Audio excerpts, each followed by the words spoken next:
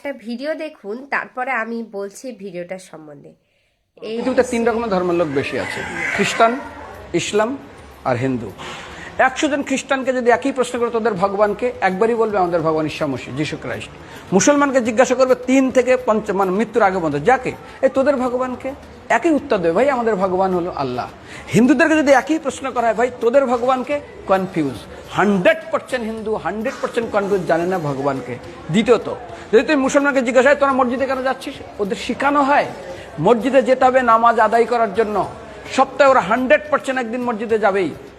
তুমি যদি খ্রিস্টানদের জিজ্ঞাসা করো তোমরা কেন কোথায় যাবে, কোথায় যাও না, আমাদেরকে একদিন তারা চার্চে যাবেই। কেন? ঈশ্বরে প্রার্থনা করার জন্য, ওদের শেখানো হয় জন্মের থেকে, এটা সংস্কার। আর হিন্দুদের যদি জিজ্ঞাসা করে তোমরা মন্দিরে কেন যাচ্ছ, হ্যাঁ আমার ছেলের বিয়ে হচ্ছে না, আমার মেয়ের বাচ্চা হচ্ছে না, আমার বাবা হসপিটালে আছে, কালকের আমার মামলার ডেট আছে, আমার ব্যবসা খুব খারাপ, আমার শরীর খুব খারাপ। 99.99 হিন্দু জানে না মন্দিরে কেন আসা উচিত, তাদের ভগবানকে মৃত্যুর পরে কোথায় যাবে। মুসলমানকে জিজ্ঞাসা করবে মৃত্যুর পর কোথায় যাবে, বলবে ভাই নামাজ রোজা যদি না করি দোজকে যাব, অর্থাৎ নরকে যাব। যদি হিন্দুদেরকে জিজ্ঞাসা, ওদেরকে বলবে আর যদি করো নামাজ রোজা করি তাহলে বেহেশতে স্বর্গে যাব। যদি খ্রিস্টানদেরকে জিজ্ঞাসা করো, এই তোমরা যদি আমরা ঈশ্বর আরাধনা করি হেল অর্থাৎ নরকে যাব। যদি বলা হয় যদি করো ঈশ্বর আরাধনা তাহলে তোমরা হেভেন স্বর্গে যাব। আর হিন্দুদেরকে বলে যে তোমরা মরার পরেই 99% হিন্দু এটাই বলে, মিথ্যাই বলে, আমার বাবার সজ্ঞানে স্বর্গে গিয়ে বসে। তোর বাবা কি জমি কেনা আছে নাকি স্বর্গে? তোর বাবা জমি কেনা আছে যে তোর বাবা মরার পরে স্বর্গে গিয়ে হোয়াটসঅ্যাপ করে দেখি এই যে অ্যাটাচ বাথরুম টয়লেট আমি একদম ভালোভাবে পৌঁছে গেছে, তোর বাবা স্বর্গে গেছে জানিস তুই? আরে মৃত্যুর আগে এত কষ্ট পায়, এত কিছু করে, মারার পরে আমার বাবা স্বর্গে গেছে। আরে যখন পুলিশে কোনো কয়েদি কোনো অপরাধীকে ধরে 2-4 ডান্ডা মারে, তারপর থানায় গিয়ে আরো ট্রিটমেন্ট করে, তারপরে কোর্টে বিচারে, তারপর জেল কাটে, মৃত্যুর আগে এত কষ্ট করে আমরা মারা যাই, মারা পরে আমার বাবা স্বর্গে গিয়ে বসে আছে, ওর বাবার জন্য জমি কেনা আছে না, এরকম বলা যাবে না। এই জন্য আমাদের শাস্ত্র বলে পরলোকগত, স্বর্গীয় বলে না। এখন প্রশ্ন হলো, আমাদের কমসে কম নেই মামার থেকে কানা মামা ভালো।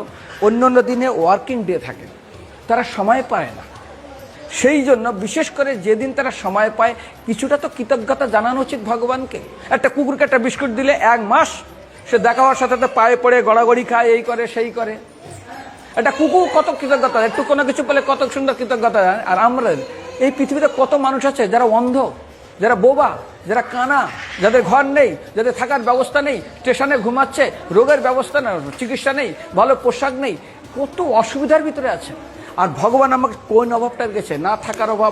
যদিও এখানে শুধুমাত্র হিন্দু মুসলিম এবং খ্রিস্টানকে নিয়ে বলা হয়েছে, কিন্তু আপনি সাঁওতালদের জিজ্ঞেস করবেন, সাঁওতালরাও নিজের এ সম্বন্ধে অতটা অবগত নয়, তারাও ঈশ্বরকে ঠিকঠাকভাবে চেনে না বা ঈশ্বরের বাক্যকে ঠিকঠাক বোঝে না।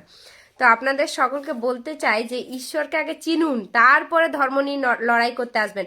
আপনারা তো ঈশ্বরকেই চেনেন না, ঈশ্বর কি সে খুশি হয় সেটাই তো বোঝেন না, আর চলে আসেন ধর্ম নিয়ে লড়াই করতে। আজও ভিডিওটা বেশি বেশি শেয়ার করুন। জয় যিশু।